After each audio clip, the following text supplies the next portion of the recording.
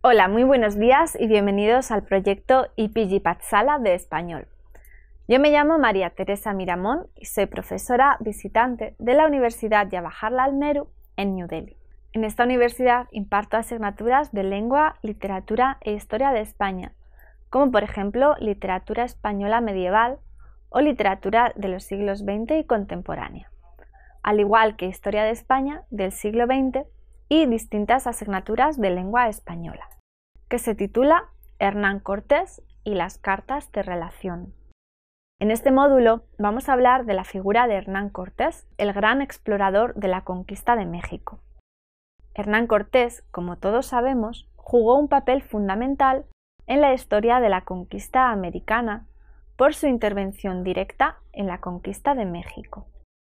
Pero también sus textos son especialmente importantes para conformar las primeras aproximaciones a la historiografía de Indias, ya que en sus cartas de relación escritas al emperador Carlos V nos llega información muy importante sobre el proceso de la conquista.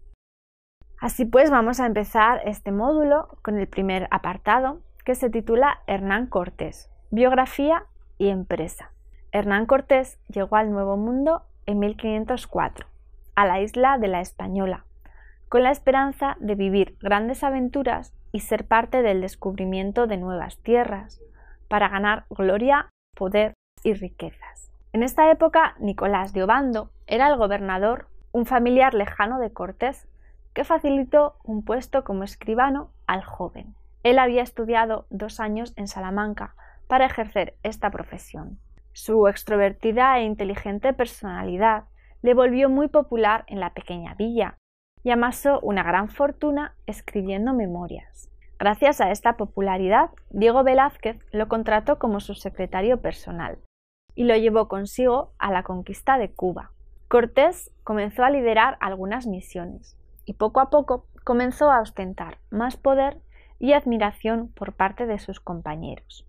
Tanto así que decidiría por su cuenta partir con una tripulación de 11 naves y emprender rumbo al Yucatán para comenzar la conquista azteca. Pero no fue Hernán Cortés quien descubrió estas tierras, sino Fernández de Córdoba, que por un error de navegación acabó en la península del Yucatán y tuvo un encuentro muy desagradable con los nativos, que acabaron con gran parte de su tripulación. Así pues, el capitán regresó a Cuba para informar a su superior, Diego Velázquez, de su descubrimiento y advertirles de que los indígenas que allí vivían eran más belicosos y tenían una civilización bastante superior a las que habían descubierto previamente en el Caribe. Mientras tanto, por su parte, los aztecas deliberaban sobre lo que tenían que hacer, muy confundidos. Una leyenda religiosa les hablaba del dios Quetzalcóatl, una serpiente emplumada que representaba a la sabiduría eterna. Se dice que este dios les había visitado siglos atrás, pero que se había marchado a causa de que sus súbditos no practicaban una actitud bondadosa como él quería. Una profecía que él mismo dictó decía que regresaría, y la cuestión es que el año de la profecía coincidía con la llegada de los blancos españoles, así como la descripción del dios, blanco, con barbas, con armas de las que emanan fuego, etc. Así pues, el emperador Moctezuma, lleno de miedo por ofender a un dios, esperó la vuelta de los españoles para ofrecerles presentes y riquezas. Esto, como se puede suponer, lejos de calmar a los invasores, los incitó a continuar con la invasión. Diego Velázquez, a pesar de que ya no confiaba en su anterior amigo Hernán Cortés, estaba preparando una tripulación y 11 barcos para partir hacia la conquista. Velázquez necesitaba el dinero de Cortés, pero la popularidad y las ansias de poder de Hernán Cortés, que tenía una gran habilidad para atraer la atención y el apoyo de sus hombres, hicieron que Velázquez desconfiara más y más, hasta que desautorizó la partida de su antes amigo. Esta orden llegó demasiado tarde, y Cortés mandó ultimar los preparativos y partió por su cuenta a tierras mexicanas. A su llegada a las costas del Yucatán, se encontraron con un español que había naufragado 8 años atrás, Jerónimo de Aguilar, que había aprendido la lengua maya sirviendo a un cacique local. Sería de gran ayuda en el futuro, y al principio de su llegada los españoles encontraron una gran oposición. Unos 12.000 indios se enfrentaron a ellos, pero los hombres de Cortés lograron matar a más de 800 indios y los caciques se rindieron, ofreciéndoles presentes, comida y mujeres. Una de ellas era una princesa azteca de 17 años que hablaba a la perfección la lengua náhuatl de los aztecas. Esta princesa se conocía como la Malinche, la princesa azteca que traduce la lengua a Hernán Cortés, y podemos ver una imagen a continuación. Hernán Cortés no se conformó con esta victoria.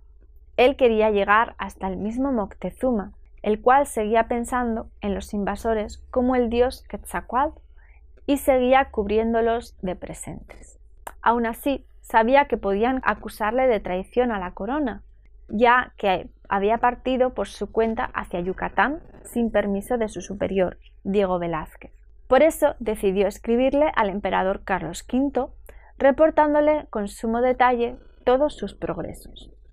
Sus cartas se tradujeron a varios idiomas y fueron leídas en toda Europa, aumentando notablemente su fama y el interés por el Nuevo Mundo.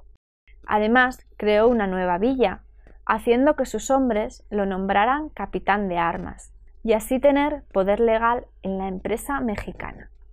Y vamos a hablar de las cartas de relación de Hernán Cortés. Hernán Cortés escribió 5 cartas de relación dirigidas al emperador Carlos V, explicando en ellas el proceso de la conquista de México. Vamos a comenzar por la primera carta de relación del 10 de julio de 1519, que se titula, comienza diciendo: Carta de la Justicia y Regimiento de la rica villa de la Veracruz a la reina Doña Juana y al emperador Carlos V, su hijo. Esta carta, como su título indica, va dedicada a la reina Doña Juana y a su hijo, el emperador Carlos V. Lamentablemente, la carta original se perdió y fue transcrita por el Cabildo, es decir, un grupo de vecinos que regía la ciudad de Veracruz, ciudad fundada por Hernán Cortés en la costa del Golfo de México. Esta primera carta de relación es la más breve de las 5 cartas y describe las nuevas tierras y sus plantas, y también hace especial hincapié en la necesidad de crear la villa de Veracruz y el nombramiento de Hernán Cortés por sus soldados como capitán general y de justicia mayor. Este título daba valor y credibilidad a la empresa que el explorador estaba liderando. Además de esto, solicitan al rey que no otorgue el título de gobernador a Diego Velázquez de Cuéllar, afirmando que no merece dichos honores. Vamos a verlo en el siguiente fragmento. Diego Velázquez, teniente de almirante de la isla de Cuba, envió el dicho año a suplicar a los padres gobernadores que residían en la isla española que le diesen licencia para armar ciertas naos que quería, según costumbre de aquellas partes, enviar a su costa a una tierra que él decía que había descubierto hacia la parte occidental de la dicha isla de Cuba, para saber y bojar la dicha tierra y para traer indios cautivos de ella, de que se pudiesen servir en la isla de Cuba para rescatar en ella oro y las otras cosas que hubiesen, pagando el quinto de todo ello a sus altezas, según la orden y costumbre que en aquello había, lo cual los dichos padres gobernadores le concedieron y dieron licencias, y así afirmó 3 navíos, un bergantín, y envió por capitán de ellos a un pariente suyo que se decía Juan de Grijalva, mandándole que rescatase todo el más oro que pudiese. Y es de saber que los primeros descubridores de la dicha tierra fueron otros, y no el dicho Diego Velázquez, según adelante aparecerá, los cuales, no sabiendo lo que se decían, la intitularon y llamaron Yucatán. La primera mitad de la carta, pues, es una apelación al emperador Carlos V para solicitar el rechazo del título de Diego Velázquez como gobernador, dándole para ello una serie de razones y describiéndole de los primeros descubrimientos realizados en 1517. También, en otro punto de esta misma carta, hacen una comparación hiperbólica entre España y las nuevas tierras encontradas, denominando a este nuevo territorio la Nueva España. De igual manera, se le atribuyen características maravillosas. Veamos un fragmento. Por la costa del mar es toda llana, de muchos arenales, que en algunas partes duran 2 leguas y más.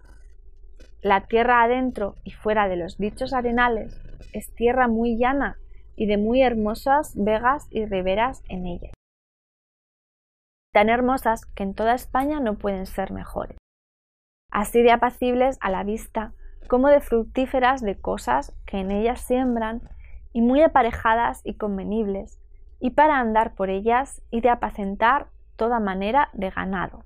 Hay en esta tierra todo género de caza y animales y aves, conforme a los de nuestra naturaleza, así como ciervos, corzos, gamos, lobos, zorros, perdices, palomas, tórtolas de 2 o 3 maneras, codornices, liebres, conejos, de manera que en animales no hay diferencia de esta tierra a España, y hay leones y tigres.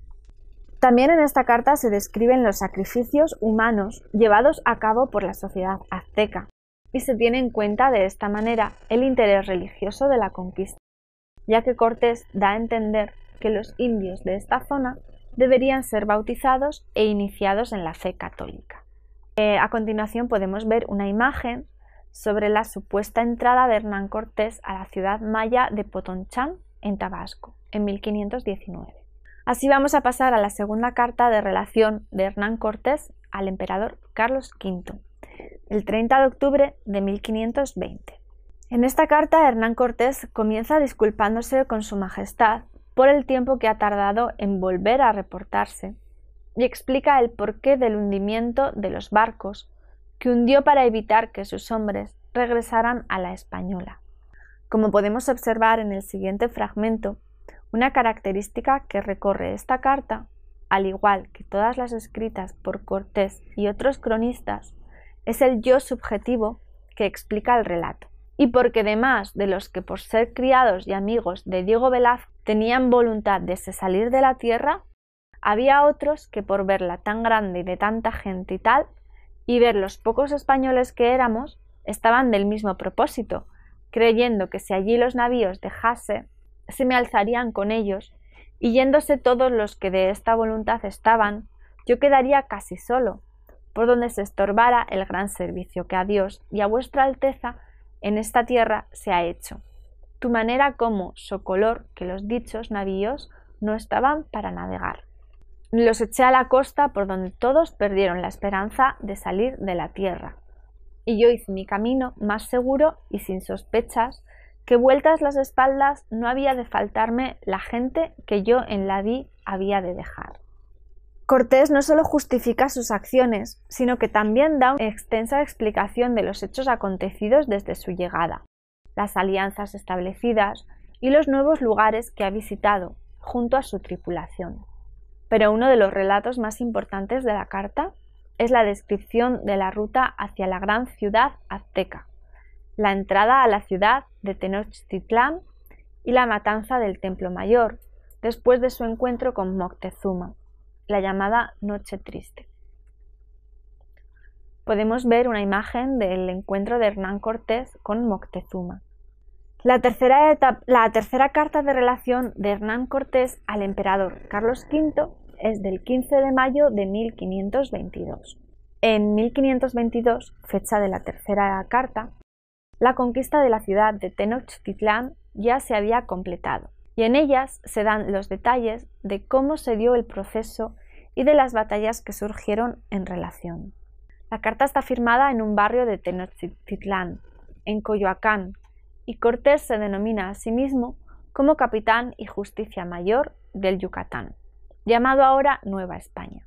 También refiere las alianzas que se formaron con los nativos y describe detalladamente los combates que se llevaron a cabo. En ocasiones, la carta nos recuerda a las estructuras y características de las novelas de caballerías.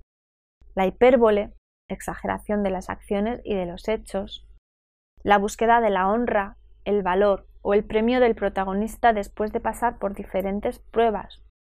Sucesivas batallas que llevan al héroe, en este caso Hernán Cortés, a conseguir completar la conquista.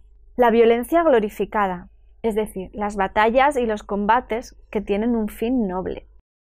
Una geografía fantástica, que son las nuevas tierras presentadas de forma hiperbólica y fantástica, alejadas de la realidad, entre otras características que se pueden atribuir a su narración. Vamos a ver un fragmento de los múltiples relatos de una de las batallas, donde se pueden ver estas características. Viendo que estos de la ciudad estaban rebeldes y mostraban tanta determinación de morir o defenderse, colegí de ellos dos cosas.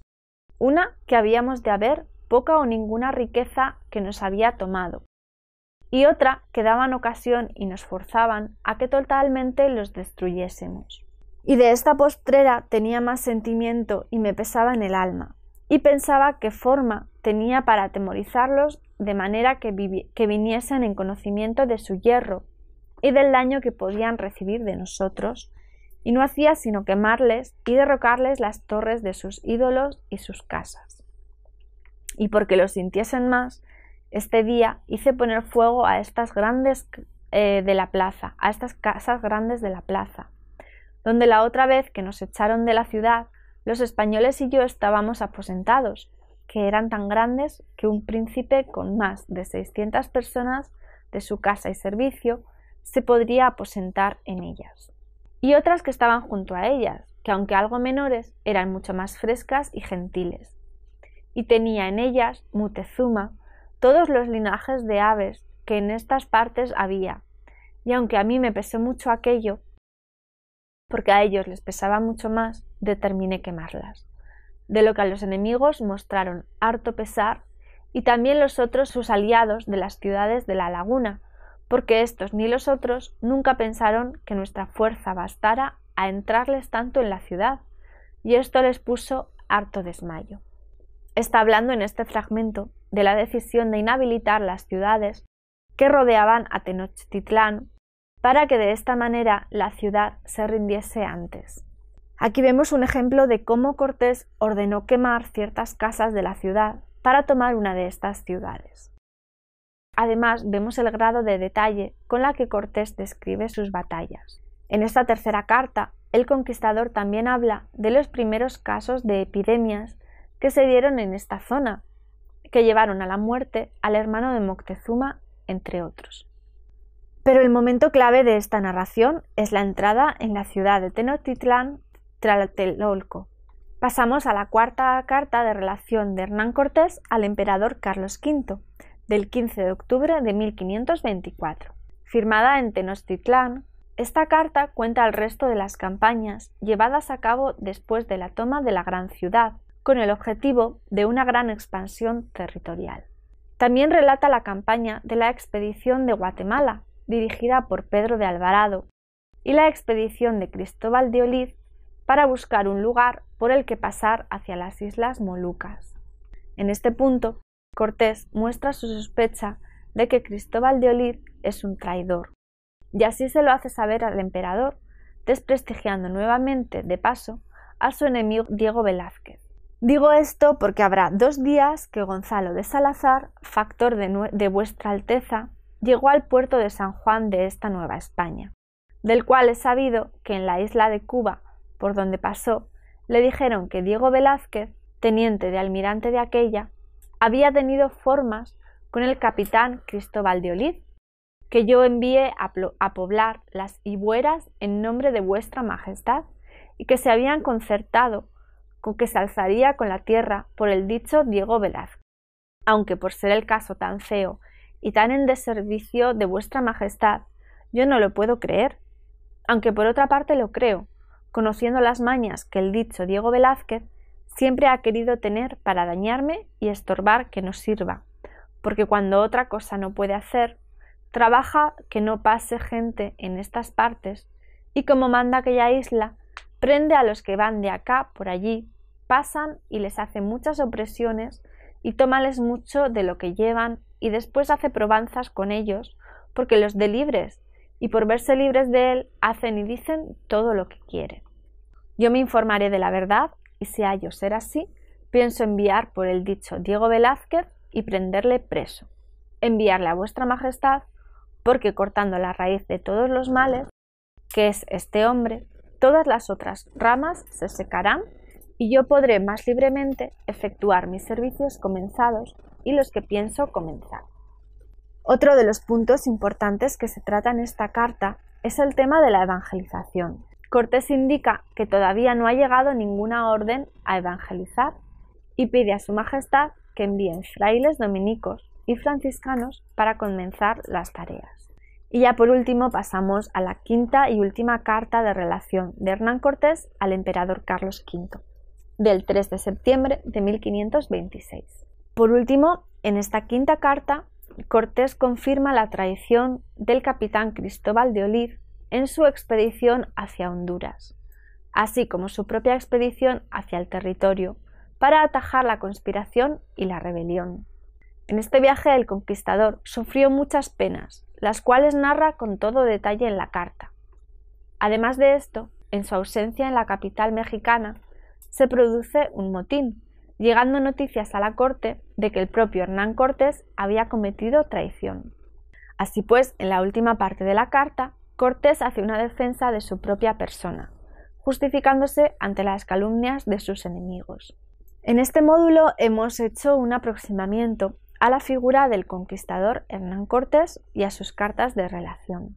Hernán Cortés, como todos sabemos, jugó un papel fundamental en la historia de la conquista americana por su intervención directa en la conquista de México, pero también sus textos son especialmente importantes para conformar las primeras aproximaciones a la historiografía de Indias, ya que en sus cartas de relación escritas al emperador Carlos V nos llega información muy importante sobre el proceso de la conquista. Y así termina el módulo 5 dedicado a Hernán Cortés. Muchas gracias por escucharnos.